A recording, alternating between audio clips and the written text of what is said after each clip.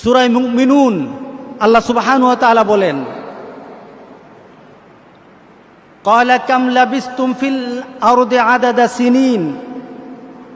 আল্লাহ সুবহানাহু ওয়া তাআলা হাসরের ময়দানে আখিরাতে আমাদেরকে জিজ্ঞাসা করবেন, কাম লাবিসতুম, তোমরা দুনিয়াতে কতদিন ছিলা? আমরা তো দুনিয়াতে আছি, আমাদের বয়স কত? 70, 80, 90, 100 পর্যন্ত চিন্তা করতে পারি। আগে ছিল অনেক বেশি। সকল কিছু, সব মানুষগুলি যখন এক স্থানে দাঁড়িয়ে যাবে, আল্লাহ সবাইকে জিজ্ঞাসা করবেন, কাম লাবিসতুম, তোমরা পৃথিবীতে কতদিন ছিলা? কি বলেন, কি বলবেন? যে 50 বছর ছিল সে বলবে 50 বছর, না? যে ছিল 70 বছর সে বলবে আমি 70 বছর দুনিয়াতে ছিলাম। না, আল্লাহ সুবহানাহু ওয়া তাআলা তোমাদের গণনা, বৎসর গণনার দিক থেকে তোমরা কতদিন ছিলা? ক্বালু, আল্লাহ সুবহানাহু ওয়া তাআলা আমাদেরকে জানিয়ে দিলেন তোমরা ওই দিন কি বলবা। আমি যখন বলবো কতদিন ছিলা, তোমরা উত্তরটা কি দিবে? ক্বালু লাবিসনা ইয়াওমান আও বাদা ইয়াওম। আহা, রব্বুল আলামিন, আমরা দুনিয়াতে ছিলাম কতক্ষণ? ইয়াওমান, একদিন, একদিন ছিলাম। অথচ আপনি কিন্তু বয়স পেয়েছেন 70, 80, 100 বছর। আপনি বলবেন একদিন ছিলাম। যে 1000 বছর বেঁচেছে সেও বলবে একদিন ছিলাম। যে 50 বছর বেঁচেছে সেও বলবে একদিন ছিলাম। যে সদ্য মারা গেছে, যে ভূমিষ্ঠ হয়ে সাথে সাথে মারা গেছে, সেও বলবে একদিনই ছিলাম। চিন্তা করেছেন? চিন্তা এসেছে যে দুনিয়ার জিন্দেগি তার কতটুকু চিন্তা করেছেন? আপনি নিজে বলবেন, আমি বলবো লাবিসনা ইয়াওমান আও বাদা ইয়াওম, একদিন বা একদিন থেকে একটু বেশি। আল্লাহু আকবার, আল্লাহু আকবার। আর যদি আমাদের গণনা যদি ভুল হয়, যে গণতে পারে, মাবুদ তুমি তাকে জিজ্ঞাসা করো। তাহলে আমাদের জীবনটা কতটুকু বলেন? একদিন। আখিরাতের গণনায় কতটুকু? একটা দিন, তার থেকে একটু বেশি হতে পারে। আল্লাহ সুবহানাহু ওয়া তাআলা আবার উত্তর দেন, যখন আমরা বলবো একদিন ছিলাম, তখন আবার আল্লাহ সুবহানাহু ওয়া তাআলা উত্তর দিয়ে বলেন, ক্বালা ইন লাবিসতুম ইল্লা কালিলা। না না, তুমি একদিন মনে করছো না, একদিনও তোমার দুনিয়ার জিন্দেগি ছিল না। ইল্লা কালিলা, তুমি দুনিয়াতে ছিলা অতি অতি অতি অল্প সময়, যেটা আখিরাত দিয়ে দুনিয়াকে গণনা করা যাবে না। আল্লাহু আকবার বলি, আল্লাহু আকবার। এই দুনিয়ার জন্যই তো অনেক কিছু করছেন, দেখি কথাতে মিলে কিনা, চিন্তাতে আসি কিনা দেখি। আল্লাহ সুবহানাহু, আপনি আমি বলবো একদিন ছিলাম বা তার থেকে একটু বেশি, আর আল্লাহ বলছেন না না, তোমার দুনিয়ার জিন্দেগি কালিলা, মানে অতি অল্প, অতি অল্প। রাসূল সাল্লাল্লাহু আলাইহি সাল্লাম দুনিয়ার জিন্দেগি সম্পর্কে, দুনিয়ার জীবন সম্পর্কে আমাদেরকে একটা ধারণা দিলেন। আহা, সাহাবায়ে কেরাম উজ্জীবিত হয়ে যেতেন।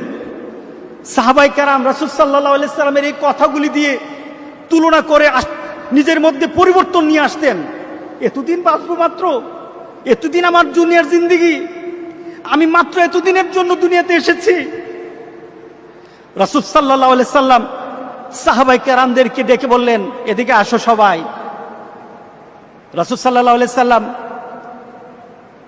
মুসলিম শরীফের হাদিস, সাহাবায়ে কেরামদেরকে বললেন, হযরত মাসতুর ইবনে সাদ্দাত রাদিয়াল্লাহু তাআলা আনহু থেকে বর্ণিত, রাসূল সাল্লাল্লাহু আলাইহি সাল্লাম শপথ করে বললেন, আল্লাহর শপথ, ওয়াল্লাহি, আল্লাহর শপথ করে বললেন, এ দুনিয়ার জিন্দেগি আরেকটা হলো আখিরাতের জিন্দেগি।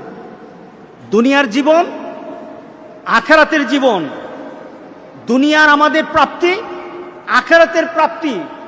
দুনিয়াতে আমার চাহিদা আর আখিরাতে আমাদের চাহিদা, তুলনা কেমন?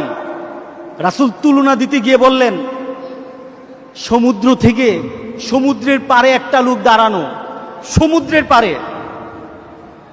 পৃথিবীতে সমুদ্রের অংশ, পানির অংশ বেশি না স্থলভাগের অংশ বেশি? পানি। স্থলভাগে পানি নাই? কি বলেন, পানি নাই? আমাদের দেহে পানি আছে কি না?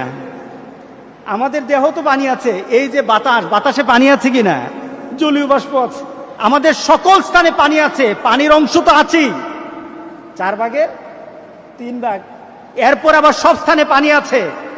রাসূল সাল্লাল্লাহু আলাইহি সাল্লাম সে পানির সাথে তুলনা দিতে গিয়ে বললেন যে সমুদ্রের পাড়ে দাঁড়িয়ে একটা ব্যক্তি তার আঙুলটা সমুদ্রের পানির মধ্যে এভাবে ভিজিয়ে ফেললো, আঙুলটা ভিজালো। খেয়াল করেন রাসূলের কথা, কার কথা? বেখেয়ালি হবেন না, বেখেয়ালি হবেন না, রাসূলের কথাতে বেখেয়ালি হবেন না।